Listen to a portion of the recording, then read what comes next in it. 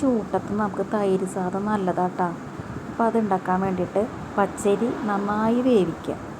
അതിലേക്ക് പാകത്തിന് ഉപ്പിടുക. എന്നിട്ട് ചൂടാറിയതിന് ശേഷം പാലും ഒരു കപ്പ് പാലും 1 കപ്പ് തൈരും ഞാൻ എടുത്ത് വെച്ചിട്ട് അത് നമ്മുടെ ആവശ്യത്തിനനുസരിച്ച് ഒഴിച്ച് മിക്സാക്കി മാറ്റി വയ്ക്കുക.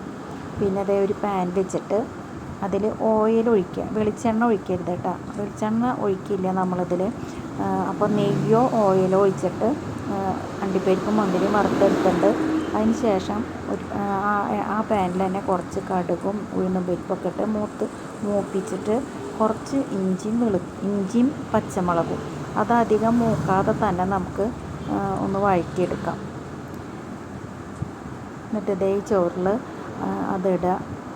പിന്നെ അണ്ടിപ്പരിപ്പ് മുന്തിരി ഇടുക. പിന്നെ നമുക്ക് കുറച്ച് മാതളവും കൂടി ഇടാം. ഇത് ഫ്രിഡ്ജിൽ വെച്ചിട്ട് തണുപ്പിച്ചിട്ട് ഉപയോഗിക്കാം കേട്ടോ.